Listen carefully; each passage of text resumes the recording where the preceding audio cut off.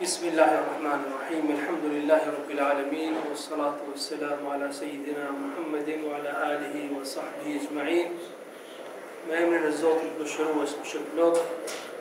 Falënderimet janë për Zotin, përshëndetet më të mira shkojnë për profetin Muhammed sallallahu alaihi wasallam, familjes e tij, shokëve të tij, gjithë besimtarëve. Vëllezër dhe motra, selam aleikum wa rahmatullah. Elu Zotin bashkë me ju ta bëjmë mezhlisin tonë, mezhlis të hajrit, ku kujtohet Zoti, që bekohet për Zotit, që rrethohet nga engjëjt e tij, dhe që Zoti inshallah përmend me një mezhlis më mirë se sa ai yni, është mezhlisi i Zotit në qiell.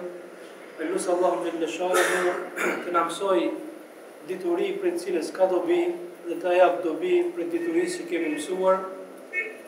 Seriali i temave që kam filluar ka të bëjë me përtëritjen e besimit.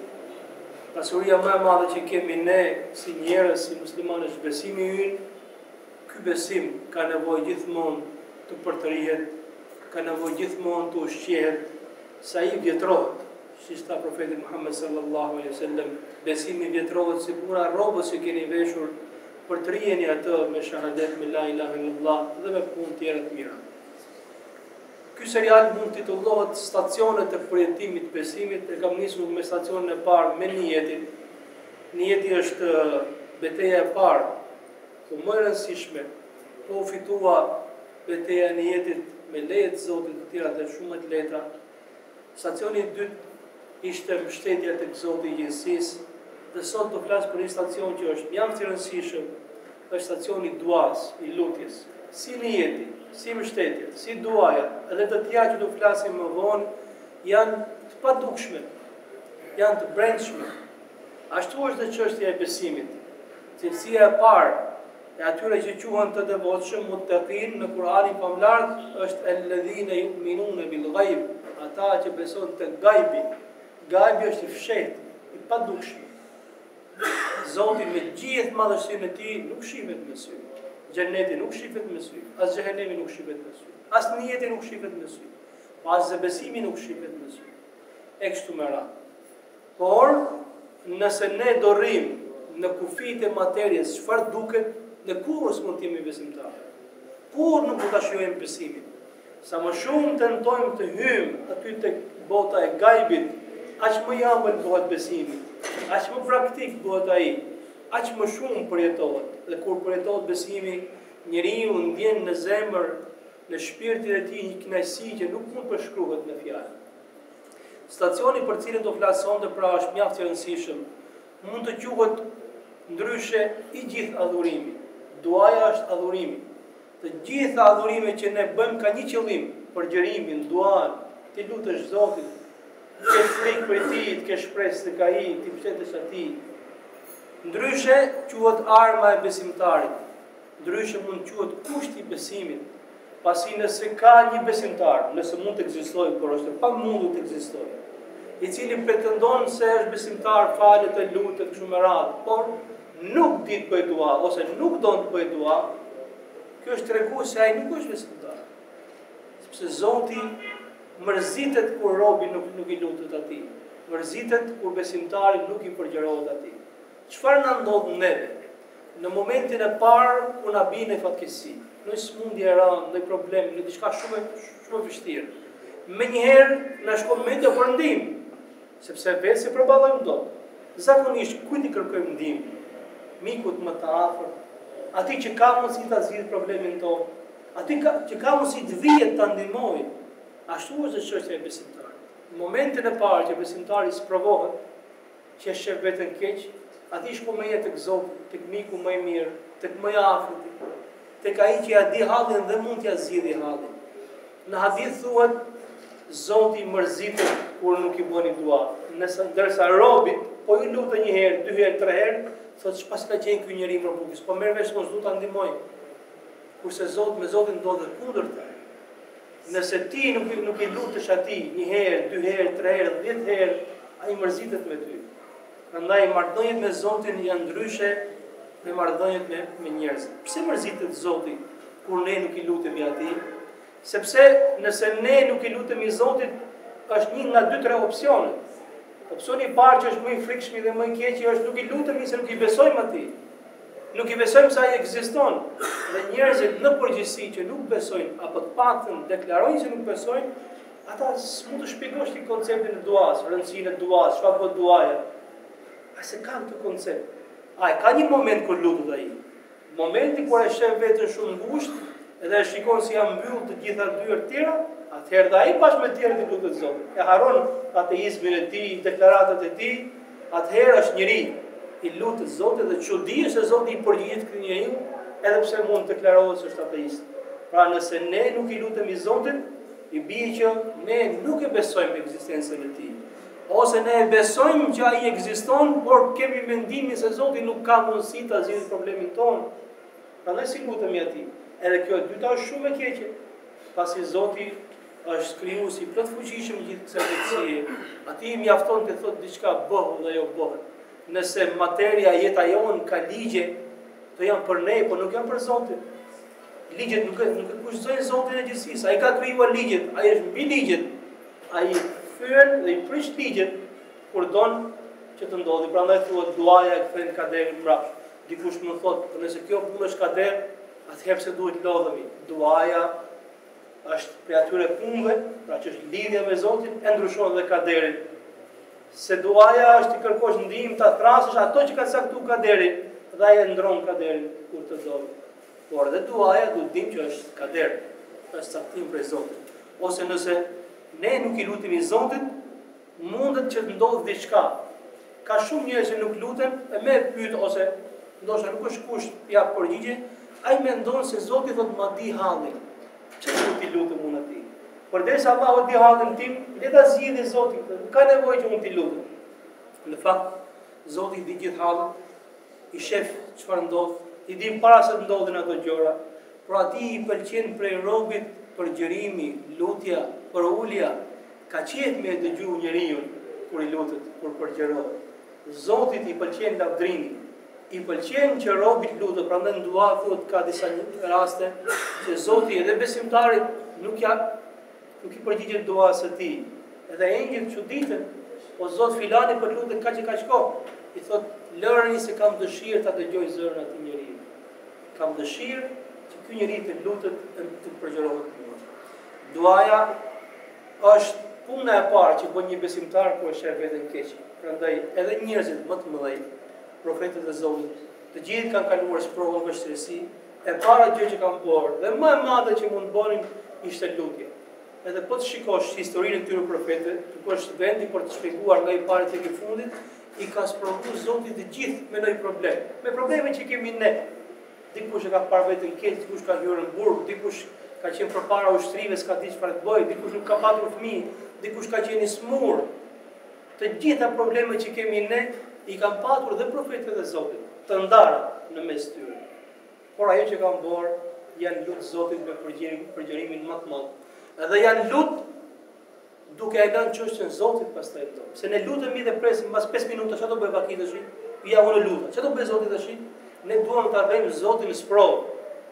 Ne lutemi por me qëllim që shikojmë më një herë çfarë do pas 5 minutave. Ky nuk është kjo filozofia e duas. Ti lutju sa i e pëlqen lutjen, sa i mund ta zgjidh hallin tënd.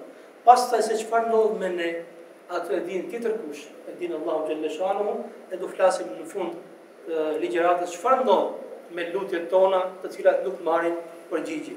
Në Kur'anin famlar tregon Zoti për Nuhun, për të madhin e pejgamberëve, i cili kur e pa veten shumë keq, që gjithë populli ishte kundër, kishte punuar me qindra vite. Dhe ato jo thjesht nuk e besuan, por filluan të tallen me të, i tha Zotit 3 fjalë. Rabbi inni maghlubun fantasir. O Zot, mua më kanë mundur, jam i dobët, prandaj më ndihmo. S'kishte më përshkruar. E pa veten e dobët, e pa veten e mundur, prandaj o Zot më ndihmo. Këtyre 3 fjalëve që nxori Nuhu, jo thjesht nga gjuha, por nga zemra, nga gjithë shpirti i tij, ju përgjigj Zoti me 3 mrekulli, shumë të mëdha. Çfarë tha?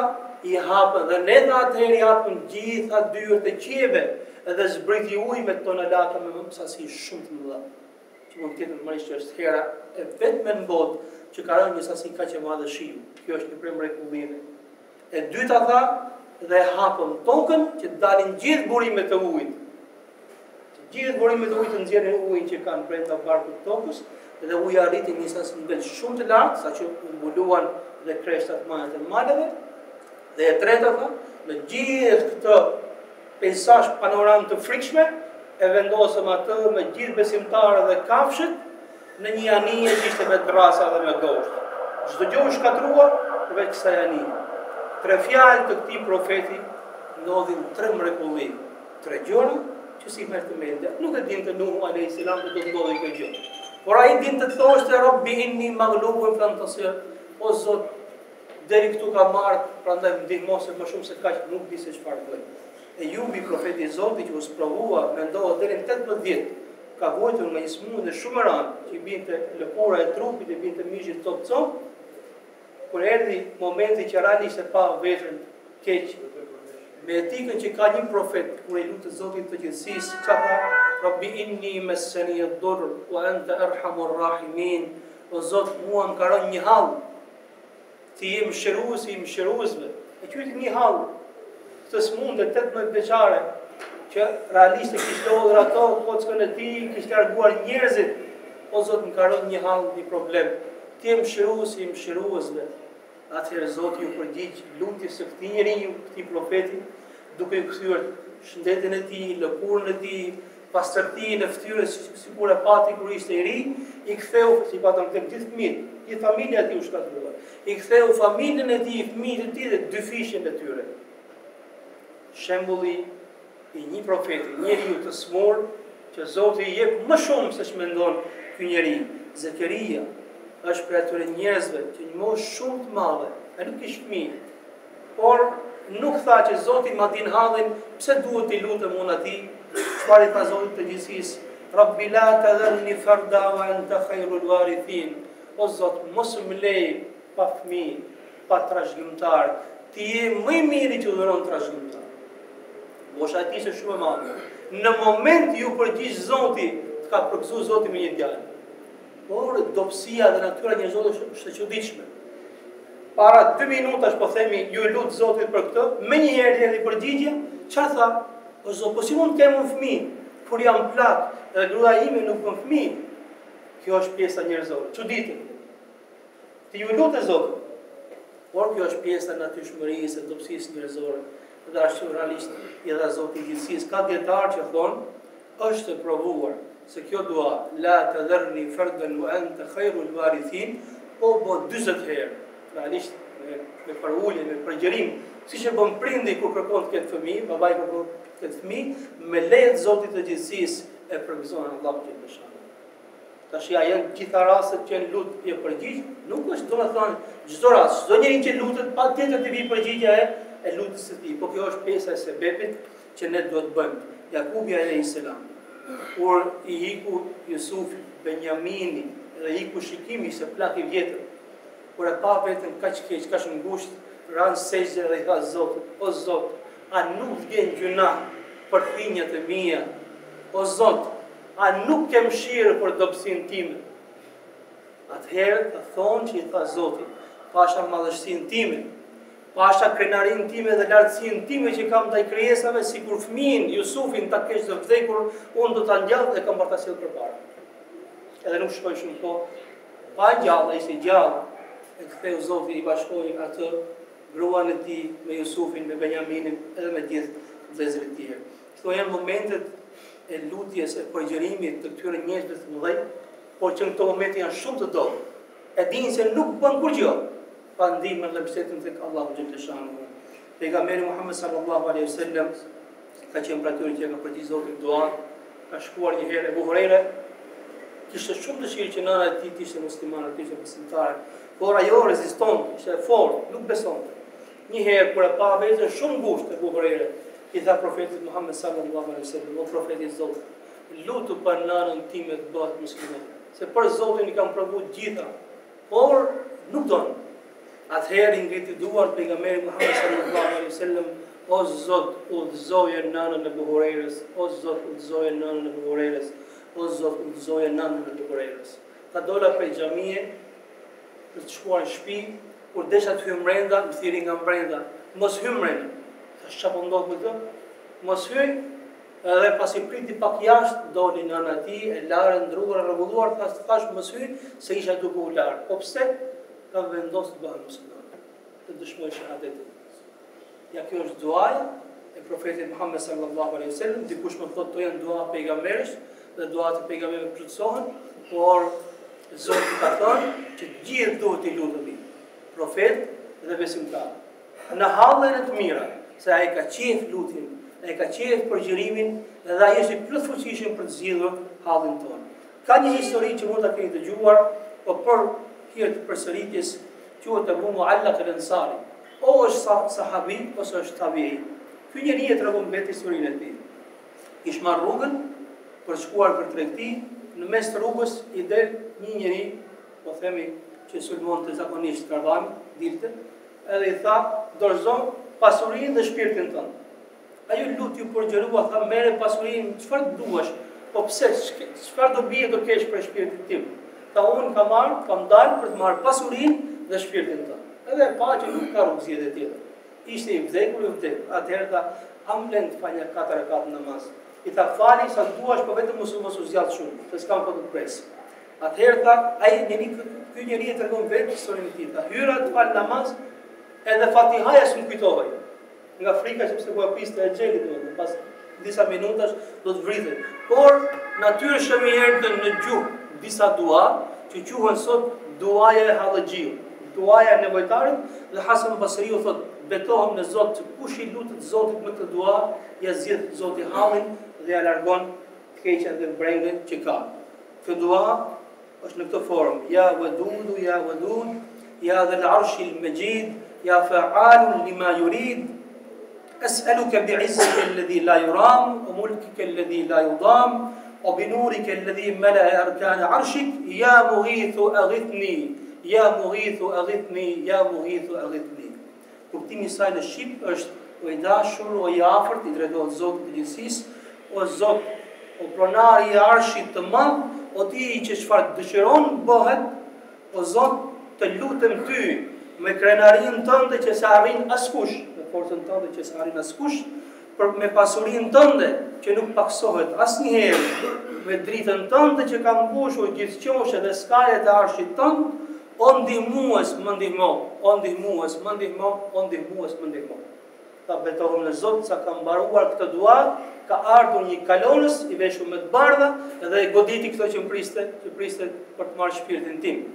Kur ai ra i vdekur, ta unë hapa syt, kush je ti që më vjen mua ndim, apo je një si puna këtij që vjen për të marrë pasurinë time? Jo, tha, unë jam engjëlli, një nga engjëjt e qiellit 4.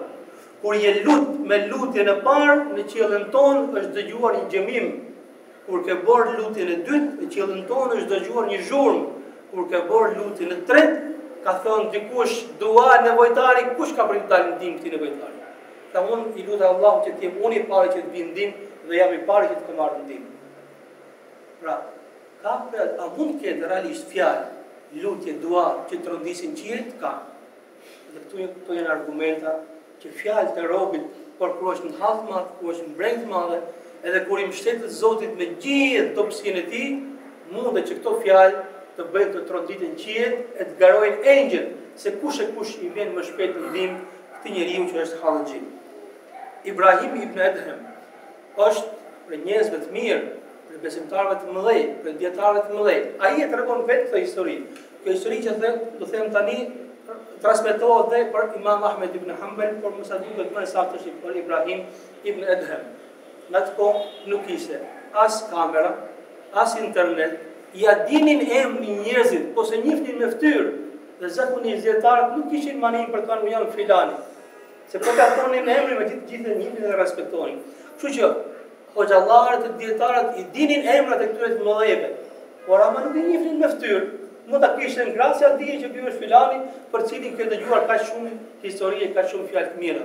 Ta shkova të falem në xhaminë e pejgamberit alayhis salam në haxh, edhe nata në haxh mësuan në xhami. Dhe ju luta atij që ishte administratori i xhamisë, thuj muezini apo menaxheri i xhamisë, a mund të rrisonte në xhaminë e pejgamberit alayhis salam, se nuk kam ku shkoj. Jo, tha, në xhami nuk lem njerëz. Po të betohen Zot, tha, do ri gjithë natën duke u falë, nuk pret gjë në xhami. Tha, gjithë hajdutët kështu thonë, dil. Atëherë mas ju luta 2-3 herë, ta nuk pa që s'ka rrugë dalje dhe më kapi zbarë dhe nxori prej xhamie. Po të kishte thënë ky po mos përse jam Ibrahim ibn Adham. Në mali do dridhej ai prej, do rënqethi. Po ja kishte dëgjuar emrin, por as ky nuk tregoi se kush është, as ai nuk e njihte se personi të cilin e ka nxjerrë zbarë dhe me shkel në prej xhamisë pejgamberit alayhis salam është Ibrahim ibn Adham, ky dietar i madh. Tha kur dola jashtë xhamisë pejgamberit alayhis salam mes rrugës, vjen një person që punonte turnin 3 natën, ishte furtar, furzhi. Tha me sa duket pas të ngjen në rrugë, po. Hajde ta kalojmë natën bashkë se unë tha, edhe unë pa gjumë jam çfarë. Tha po çfarë bën ti? Tha unë jam furxhi, punoj gjithë natën që mëngjes njerëzit të hanë bukë. Tha dhe unë shkova, më që pranova ftesën e tij se ku të shkon të mamisë dhe pyet. E pranova ftesën e tij tha, por më çuditi puna e atij njeriu. Gjithë natën bënte bukë, i fuste në zjarr dhe nxirrte. Po kishte një zakon sa herë që fuste një kulaç, thoshte bismillah. Dhe binte dorën në faqen e tij dhe priste sa të bëhej gati, kur e nxirrte thoshte elhamdulillah. Por tha, me sa duket, aq shumë tha përsëri ta çaj, unë mërzita. I thash, "Mor njeri, sa vite ka që e bën këtë punë?" Tha, "Ka 20 vjet." 20 vjet. Çdo natë, tha, ti nuk di gjë tjetër, vetëm të bësh bismillah, të fut bukën dhe të bësh elhamdulillah të nxjerr, vallahi ta nuk di të bëj gjë tjetër. Këtë zakon kam që 20 vjet. Pastaj tha, i thash, "A i ke parë hajër këtë kësaj gjëje që ke bërë?" Vallahi tha, hajrin ja kam parë. Mi ka pranuar Zoti gjitha duat që kam. Përveç një duaje që i lutën ka 10 vite, o Zot, mbashko një herë me këtë dietarin e madh që e quhen Ibrahim ibn Adham. Kur tha e dëgjova këtë, i thash, "Po çfarë duhet Ibrahim ibn Adham? Vallahi ti je më i mirë se Ibrahim ibn Adham." Ai tha, "A je një mendo njeri? Kush jam unë që ti je më i mirë se Ibrahim ibn Adham, është filani, ai dietari i madh shumë radh. Unë tha jam thjesht një furxhi që s'më pas kush." Atëherë tha, "Wallahi betohem se je më i mirë tek Zoti se Ibrahim ibn Adham, se unë jam Ibrahim ibn Adham. Më ka nxjerrë Zoti sonte zbar me shqetësim prej xhamisë pejgamberit alayhis salam, të më sjellë këtu që ta vërtetosh se Zoti i ka pranuar gjitha duat. Kështu që edhe këtë dua e ke pranuar." Kjo është historia e Ibrahim ibn Adham ose këtij më mirë thënë këtij furxhiu, i cili në papën e parë bën të shumë gjëra të vogla, por duaja e tij ishte pesh dhe vlerë të madhe tek Zoti i gjithësisë. Ne kemi hallë, kemi probleme nga më të ndryshme. Vërtet, është e drejta jonë të kërkojmë zgjidhje, majtas e djathtas, lart e poshtë, por është e padrejtë që në gjithë të hallë, në gjithë të problemet harrohet ai që është caktuesi, që është ai zgjidhësi, që është ai që i pëlqen të përgjerohemi, të lutemi se Zoti jo më kotë lëshon të hallë. Shumica e tyre janë për të zbutë zemra jonë, për të afruar tek Zoti i gjithësisë. Se atëri që e shef që nuk e sprovon Zoti, të kesh frikën atij njeriu, se e ka sprovën shumë më të madhe. Por Zoti prej mëshirës tij e sprovon robën e tij, që t'ia zbusi zemrën e ta afrojë këtë njeriu. Kjo histori që do të them, është e vërtetë, ka shumë të tilla, por unë thjesht po e përmend lart të poshtë që në gjitha aspektet e jetës me pas model, një person edhe ka njerëz të tillë sa duash pash sot një emision apo mbrëm ishte nëse për kancerin dhe tumorin duhet përdor vetëm mjekësia, ajo ilaçet që kanë spitalet tona apo alternative, debat shumë i madh. Jo kjo lejohet dhe kjo nuk lejohet, vetëm duhet të rrim asaj kimioterapis, dikush thotë jo ka ilaçe të tjera, ka shumë çuditshme është. Askush se mendon se prej ilaçeve është lutja, është duaja. Këta njerëz nuk pranojnë mjekësi alternative. Jo më ti thush që edhe duaja është prej ilaçeve që mund të përdoret. Por realisht duaja, kur thot populli e ka bërë dhe e bën, si për mirë edhe për keq. Duaja ka ndikim të madh.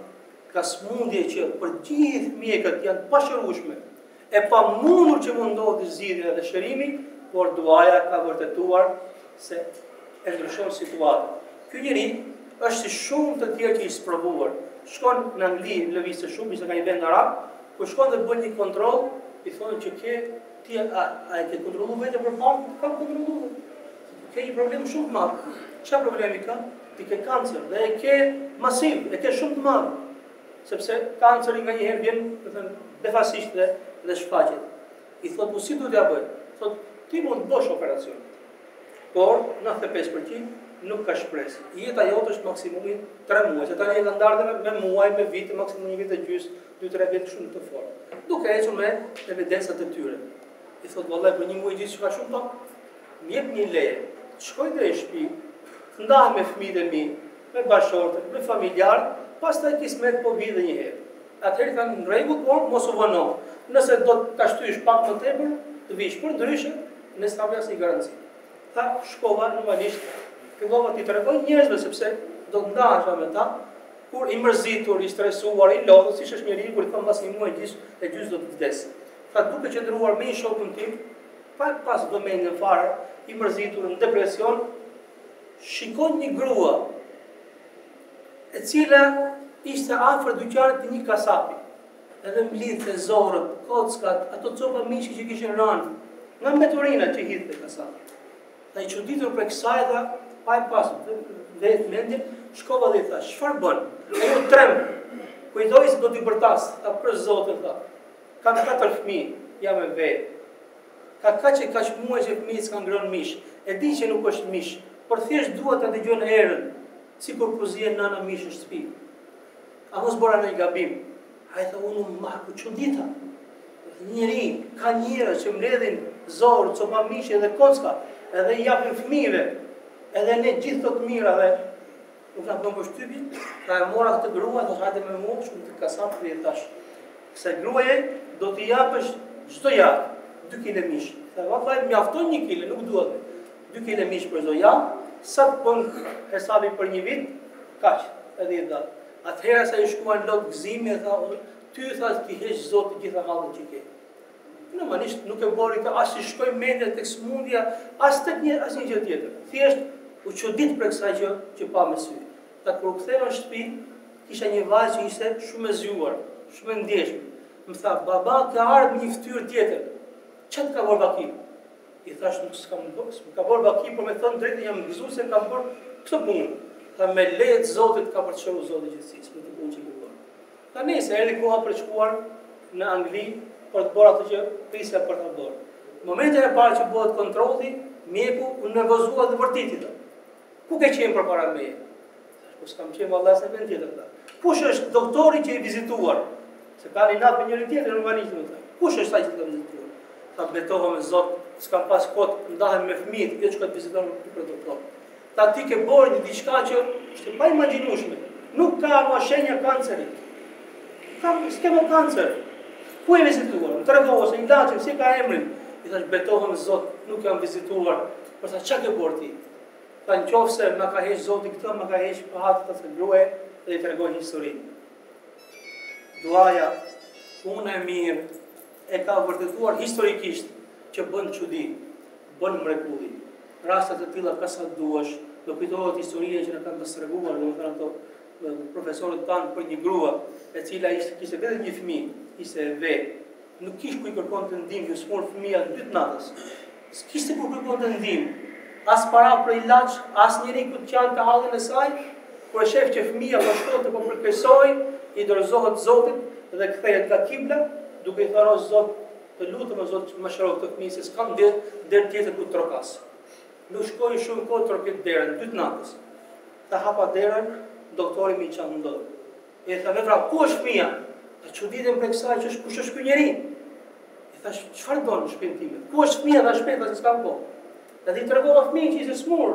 Shkoi më një herë, vizitoi, i dha ilaçin, në fund tham la faturën. Thash, çfarë është kjo? Kjo thash fatura e ilaçit. Po sa s'kam para për paguaj të faturën. Ai mërzitet dhe thot, më merrni në 2 natës në shtëpi, më nxjerrni gjumin, e vjen dhe shërbet dhe thonë nuk kam para për faturën. Për Zotin s'kam marrë në telefon. Tha si s'ke marrë në telefon? A jem filan ndërtesë, filan pallat. Po, a jeti apartamenti numër 10? Jo vallai, tha unë jam në apartamenti numër 9. Nuk kam 10-ta. Kish marrë komshia për fëmijën e tij, doktorin e shkon Zotit tek nënta. Se nënta nuk kishte baba. Nuk kishte derë kur trokiste përveç derës Allahu xhaleshanu.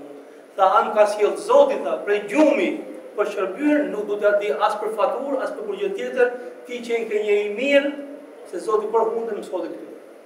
Historitë të tilla ka sa duash, ajo që mbetet realisht është të shkundë në vetën tonë, simi me duar, me lutje, me mbështetjen tek Zoti i gjithësisë. Gabimi më i madh si thot pejgamberi alayhis salam, që mund bëj njeriu, është lutet 2-3 herë dhe thot, po e lej kret duar. Pse? Po e lutem në Zotin dhe s'po më përgjigjet. kjo quhet isti'jal, të nxitohesh në dua. Nxitimi nuk është me fol shpejt, por nxitimi si mas pejgamberit alayhis salam është të lutesh 2-3 herë e ta ndalish duan. Pse? Sepse ju luta Zotit 2-3 herë dhe si u përgjigj duas tim, që s'ka vlerë me lut më shumë se sa kaq. Nëse një besimtar me sinqeritet i lutet Zotit, nuk kërkon të bëj gjuna, nuk kërkon të përçaj familje, dhe nuk nxitohet, do t'i ndodhin atij një prej 3 dhuratave të Allahut xhaleshani. Opsioni i parë, i përgjigjet Zotit duas së tij, siç e lut, përgjigjet Zotit sa më shpejt. Opsioni i dytë, nuk i përgjigjet Zotit duas tënde, por për hatër të kësaj duaje të largon një sherr më të madh, të cilin ti nuk e din s'ka shkuar kurrë në mendin. Opsioni i tretë është as i parë dhe as i dyti, as nuk i përgjigjet, as nuk largon diçka tjetër, por ta rezervon Zotin për botën tjetër. Dhe është transmetuar se kur njeriu del përpara Zotit, do shoh shumë sevape, po që nuk ka di se çfarë punësh ka bërë. I thotë Zot, çfarë janë këto? Mos pa mend të bërë kështu punësh. Thotë Zoti, janë gjitha duat për të cilat më lut në dynja dhe unë s'jam përgjigj, ti kam lënë për këtë botë. Dhe kur shef se çfarë është problemi ka, do thotë as sikur o Zot mos ishi përgjigj asnjë prej duave të mia. Ti kishe lënë gjithë për botën tjetër. Prandaj nëse një besimtar lutet Allahun xhaleshanu, ai nuk zhgënjehet. Ose Zoti i jep përgjigje duas së tij, o i largon një keqje më të madhe që atij si ka shkuar ndërmend, ose e fundit ja rezervon Zoti për botën tjetër, për atë botë kur realisht njerëzit kanë nevojë për shumë sevape. E lut Allahun xhaleshanu që më mirë se fjalët tona të bëjë punën tonë. E lut Allahun xhaleshanu që të na fus në shpirt e në zemër dashurinë për dua, ta bëj dua të pranueshme këtë dua, edhe për veten tonë, por edhe për njerëzit tjerë. Allahu e shpërblet me të mirë. Selamun alejkum wa rahmatullahi ta'ala.